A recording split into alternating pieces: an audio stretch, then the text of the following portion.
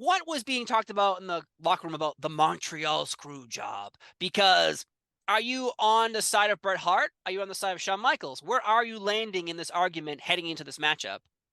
I wasn't on the side of anyone.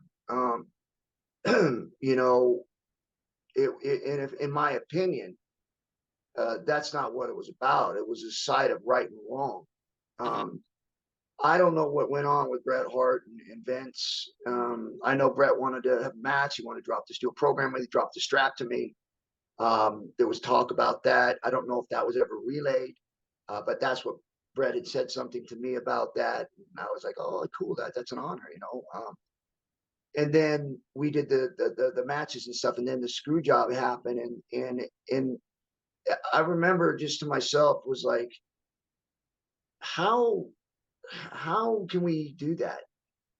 Brett may have been wrong in everything he did behind the scenes. I don't know. Right. But I do know when you're in the ring and you're working, you have to trust that other guy. You have to trust the referee. You have to trust the other wrestler in order for you to make it out of there safe. Because you look at Owen Hart, you look at Draws, you look at a lot of guys that trust the other guy to make sure that they're able to do their job. And sometimes when they don't, seriously bad things happen to you. And to me, that's where I aligned myself. Was wait a minute, I'm giving you my body. I'm giving whoever walks into that thing with me my body because I believe from the top down that they're responsible for making sure that we have a great match and everybody comes out of there safe Yes. and not get injured. Because at this level, with everything we're doing in there, it's very, very dangerous. If you have somebody that wants to screw you over, you could seriously be ending your life or be paralyzed or get hurt very badly. And so that's the side I took, was like, how do I trust this now? How do I move forward knowing what I know? Like, from the top down, this was orchestrated because, and I don't know everything that went on, that Brett wasn't going to drop it to Sean. Yeah. Now, I didn't know any of that stuff that was happening about what was going on with Sean. I knew they didn't like each other. I knew when they went in to wrestle, they didn't trust each other. But whenever they walked in and wrestled, they trusted one another to make sure they did their job. That's what I know. When that didn't happen, my thought was, these are guys are huge stars. And if they can do that to them, if they get pissed at me, or if I just say I don't want to, which I have in some circumstances, saying I didn't want to do something because it didn't look right, what are they going to do to me? Like, what can happen to me? Because Bret Hart is not as dangerous as I am. You know, if I say I'm not doing something, nobody's going to go in the ring and screw me over because I'll twist them in a knot, right? Yeah. So how far will they go in order to do something to me if I decide, which I wouldn't, but they don't know that, right? And so that's kind of where my mind went. And not fair. It's not fair to the organization, Vince, and anybody in the organizations that I was thinking that way because that was a different situation with Brett and all them. So I don't know everything that went on, and I still don't to this day, and don't want to. Um, but I took something in my mind and I let it fester, and I built this distrust towards everyone, and that's why things started going south for me after that. Was because I had this distrust going into the ring, and I wasn't as focused or as I guess I wasn't as focused on my craft at that time. I started to veer off. I started to do other things, and a lot of it had to do because of that. It just felt like we were a tight knit group. Everybody was working together. We trusted. And all of a sudden, it just blew apart that one night for me. Right. Um, and again, that's my issues. It had nobody ever in the office ever gave me a reason not to trust them. They didn't. But that situation really made me feel uncomfortable. Interesting you bring that up because I think that's one of the angles no one's ever really looked at. Was we always talk about Brett and Sean's perspective, Vince McMahon, Vince Russo, Jim Cornette, everybody involved, Earl Hebner. We never talk about, for instance, yourself all the wrestlers who work there, because technically this seems like an unhealthy work environment now where you cannot trust your managers or your bosses or the people who are supposed to keep you safe because they have lied to you.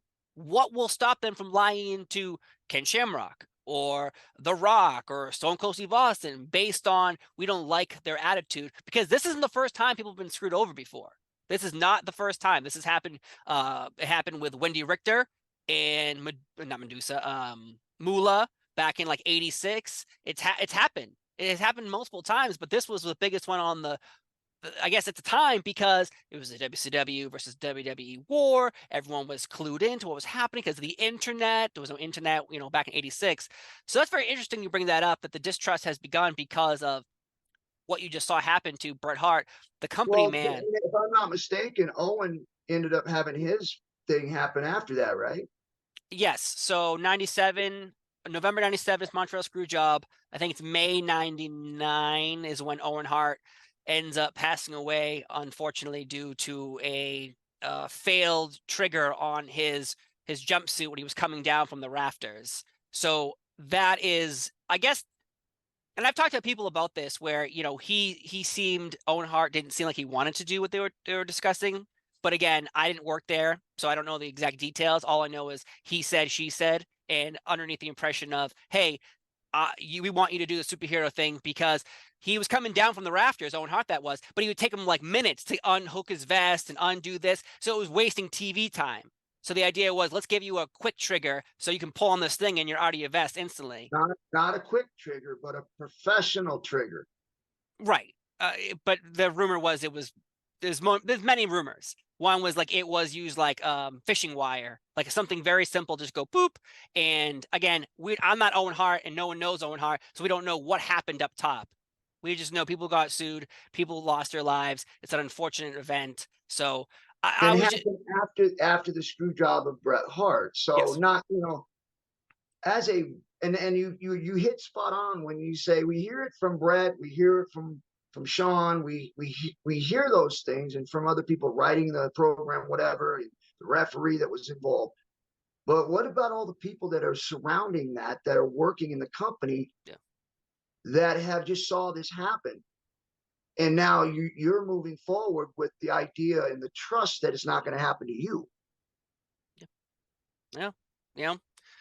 Even heading into WrestleMania 14, Shawn Michaels, there were rumors that he was not going to cooperate with Stone Cold Steve Austin and lose the belt that night. And so you're thinking like, okay, we just had a screw job in December 97, we're rolling into March 98. Are we going to have a situation? Undertaker apparently is backstage and he's ready to go out there with, he has tape on his hands. We're going right back to where we were before. He's got tape on his hands to protect his hands from punching Shawn Michaels in the face if he didn't cooperate, losing to Steve Austin with Mike Tyson as the enforcer as well. So there was a lot going on that year, a lot going on. But again, the perspective of the mistrust, I never really thought about until right now we're talking to you, because again, Mankind said he quit the next day and they convinced him to come back. Like there are many, many stories of people being like, I have to get out of here because this was awful. But yet they all It, stayed and made money. it, And it was unexpected. I mean, it was a shock. right.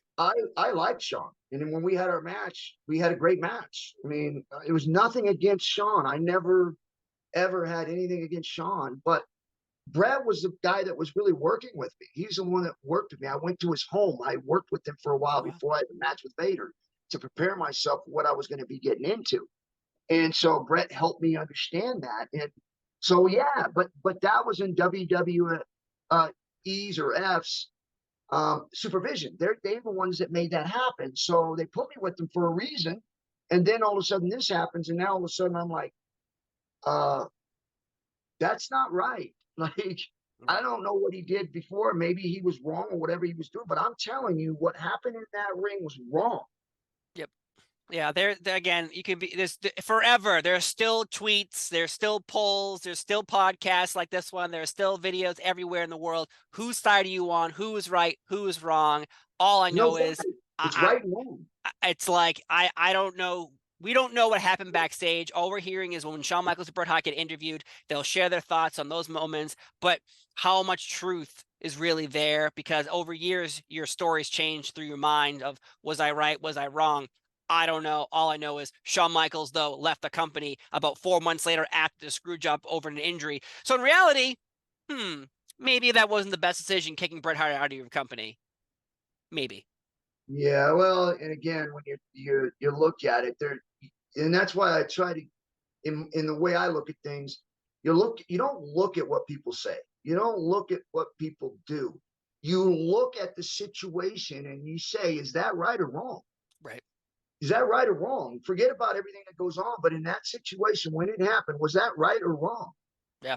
I was a fan of both, and I was very sad to see Bret Hart leave. And I didn't follow him to WCW. I did not increase their ratings. I don't think anyone increased their ratings, because from that point on, they made him they brought you in as an enforcer your first time around because you didn't have the experience yet to have a match right away. Bret Hart, experienced 15 years in the business. What did they do with him? First thing in WCW, what did they do? Made him a fucking referee. Sorry for swearing, but that was ridiculous. Yeah. Hey, what should we do with you? You're the best wrestler in the world. Be a referee your first time around. Yeah. Like, oh, that's an impact. Yeah, $3 million for you, my friend. But hey, can you count to 3? 1, 2, 3. Cool. That's Good. great. Great. That was awful. Simple. Simple stuff.